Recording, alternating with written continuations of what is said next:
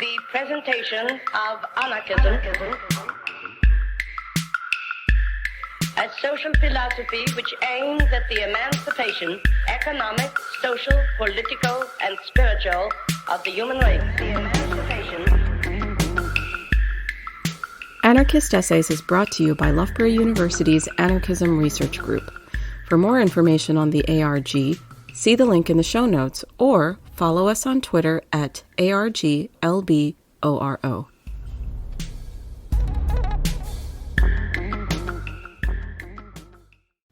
Is love a synonym for anarchism?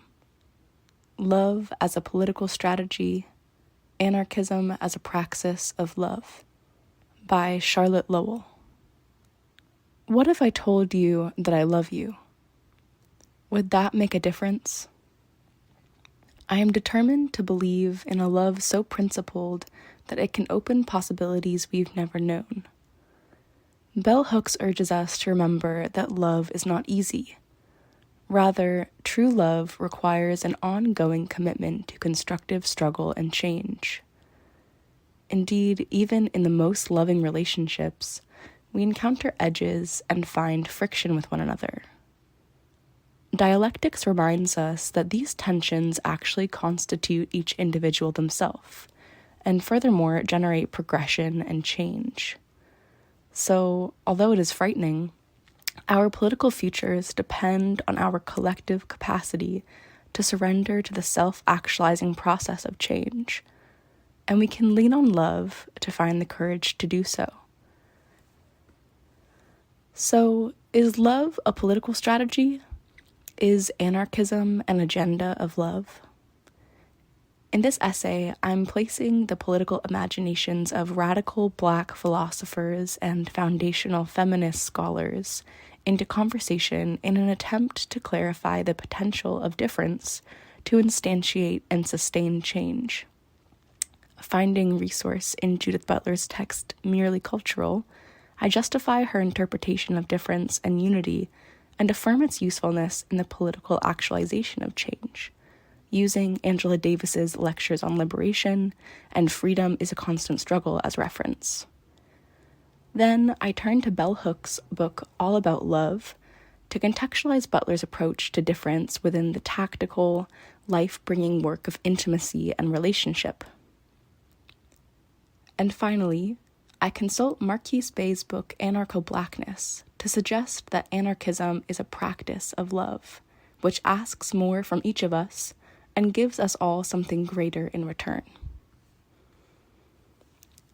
While difference of identity or belief is often associated with disruption or standstill, Judith Butler attests that difference creates the very conditions of possibility for movement, nuance, and change. Considering a contemporary political context where identity and difference are blamed for the apparent fracturing of the left, and where identity politics are misinterpreted as inherently factionalizing and sectarian, Butler observes an assumption that identity and universality are fundamentally incompatible, that one cannot exist alongside the other. On the contrary, identity politics seeks to develop an awareness of the unique and personal life situations that emerge from our identities in a way that actually expands our investment in political struggle. In fact, members of the Combahee River Collective assert that separatism and fragmentation are not viable political analyses or strategies because they leave out far too much and far too many people. So, a candid assessment of our identity does not trap us within its limits or inhibit our capacity for critical analysis, but rather widens our scope and our political potential. So, how can this be the case? Judith Butler's theorizations on difference and unity give us some insight.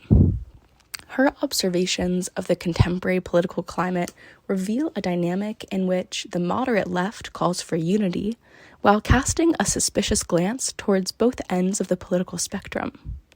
Both ends, it would seem, to the moderate, are devolving into identitarian factions, white nationalist on one end, and ever-increasing fractions on the other.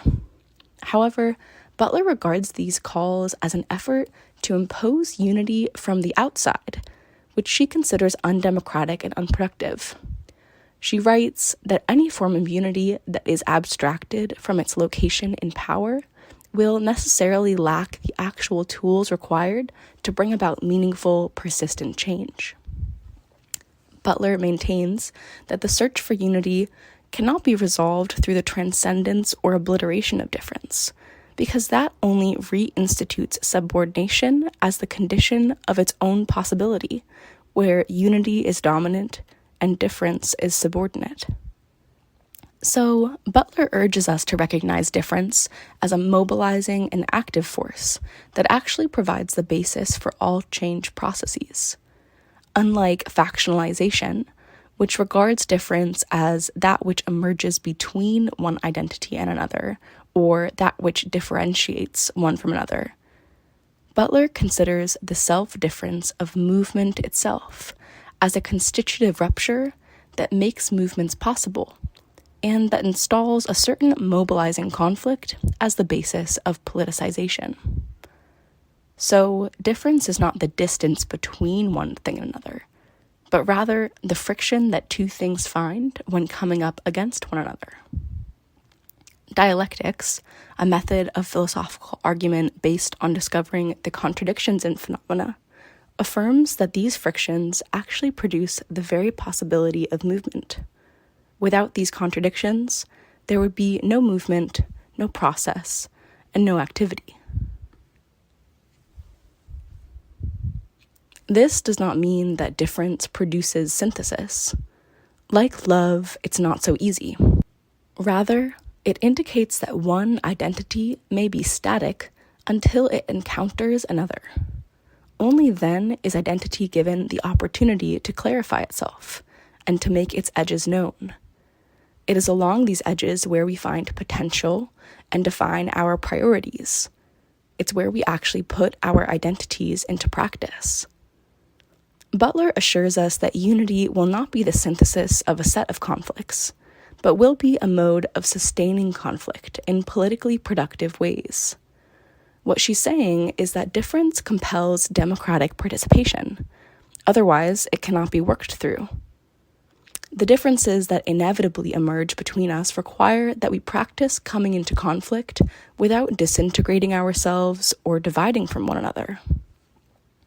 In other words, encounters with difference give us the opportunity to maintain personal and even political boundaries without foregoing the possibility of convergence. In this way, difference welcomes us to develop a sense of alliance with conflictual encounter, so that our political movements may learn to articulate their goals under the pressure of each other, without therefore exactly becoming each other. Difference requires that we act with personal integrity and self-esteem, asserting ourselves in accordance with those values, beliefs, and experiences that shape our identity. Only then can we make something constructive out of conflict. Coming into and emerging through conflict is a process essential to self-exploration and self-discovery. In the same way that difference is the condition of possibility of identity, self-assertion is critical to self-understanding. However, Bell Hooks notes that people are often socialized to understand conflict as the setting for put-downs and humiliation, the place where we are shamed. We learn that being in conflict is equivalent to being bad. Instead of being celebrated for the courage and honesty we express during conflict, we learn to practice avoidance or aggression, and we develop an incompetent approach to self-assertion. We do not know how to negotiate ourselves against the tension of other human beings. So, what does this indicate about our present political reality? Angela Davis writes about how the site of the prison replaces any real attempt to address the most pressing social problems of our time. The prison is a place to put, quote, bad people, but is not a place to consider, work with, and move beyond the actual behaviors or conditions of harm that made bad things possible in the first place. In this way, The prison's very existence forecloses the kinds of discussions that we need in order to imagine the possibility of eradicating those behaviors and conditions. In this way, the prison's very existence forecloses the kinds of discussions that we need in order to imagine the possibility of eradicating those behaviors and conditions. Certainly, those discussions would require conflict, conversation, reconciliation, and a commitment to seeing the strategy through. This is precisely what Bell Hooks describes when she writes that true love is an ongoing commitment to constructive struggle and change. When it comes to love, we are falsely conditioned to invest in the fantasy of effortless union. But just like sustaining any political movement, sustaining love takes work. Moreover, true love requires a commitment to being changed, to being acted upon by the beloved in a way that enables us to be more fully self-actualized. True love is risky because it necessarily reveals those aspects of ourselves we may wish to deny or hide. But Hooks insists that it is through and within true love that we find the courage to risk. Yes, love is terrifying. It requires so much of us, and it gives us so much back. In many ways, this is not so different from the anarchist political imagination, which asks us to give more of ourselves to receive more in return. Marquise Bey conceptualizes anarchism as a radically imaginative and generative, creative and world-building political vision that emphasizes consent rather than coercion, self and communal governance, the advancement of direct action, the advocacy for the dismantling of all hierarchies, and expressed global solidarity with all who are oppressed and subject to hierarchical tyranny. This worldview incorporates praxis like the abolition of policing and the abolition of the prison system. Lorenzo Camboa Irvin writes that in an anarchist world, prisons, courts, and police would be replaced with community-run programs and centers interested solely with human regeneration and social training. We would encounter one another constantly, in all of our mistakes and shames, with a sincere and unwavering commitment to help each other to achieve each of our goals of self-unfoldment. In other words, we would encounter one another with love. Saidiya Hartman wonders, is love a synonym for abolition? I think it might be. Certainly, our politics must be lived out in our bodies. Otherwise, they escape us. They are intangible and ultimately ineffective. We cannot separate the articulation of ideas that would govern how we envision the future from actually enacting that future. The way I understand it, the future comes together in the present, through the choices and actions we take in the current moment. So, while an abolitionist world is not yet accessible, we make do in the meantime, trusting that the things done in the interim may not have the look of complete abolition, but are nonetheless in service of that end.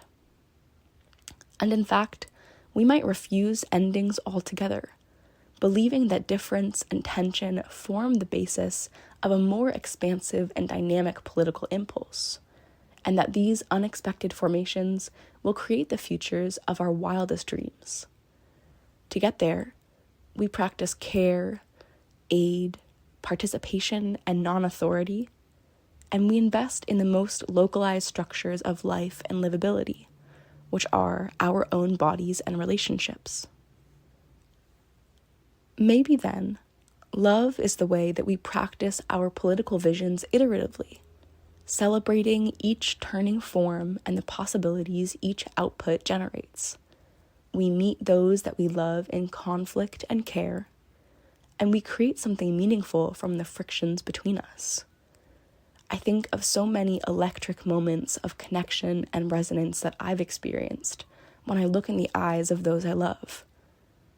Are these bursting instances of clarity and recognition what Judith Butler means when she writes that perhaps universals only become possible for a time, flashing up in a sense, when people or social movements offer up their points of convergence to one another against a background of ongoing contestation. Inevitably, we will find more frictions, encounter further contestation, but that's okay, as long as we do not expect or rely on conclusions. Marquise Bay affirms that refusing an end allows for a perpetual openness that enables always the possibility of another beginning. This position, which is itself only an insistent movement towards infinitude, is precarious. It requires that we submit to the turbulence of powerlessness. And knowing and keeping true love demands that we surrender our compulsion towards control. So we sacrifice our old selves in order to be changed by love, and we surrender to the power of the new. What we find in return is the power of self-actualization and co-creation, the bold and courageous experience of being known, being loved, and being changed utterly. This essay is full of incredible references to a number of books and essays, including Anarcho-Blackness, Notes Towards a Black Anarchism by Marquise Bay, the essay Merely Cultural by Judith Butler, the lecture Recurring Philosophical Themes in Black Literature by Angela Davis, the book Freedom is a Constant Struggle, also by Angela Davis, the Combahee River Collective Statement, written by Demita Frazier, Beverly Smith, and Barbara Smith, the book Anarchism and the Black Revolution by Lorenzo Camboa Irvin, the essay The End of White Supremacy, An American Romance by Saidiya Hartman, and the book All About Love by Bell Hooks.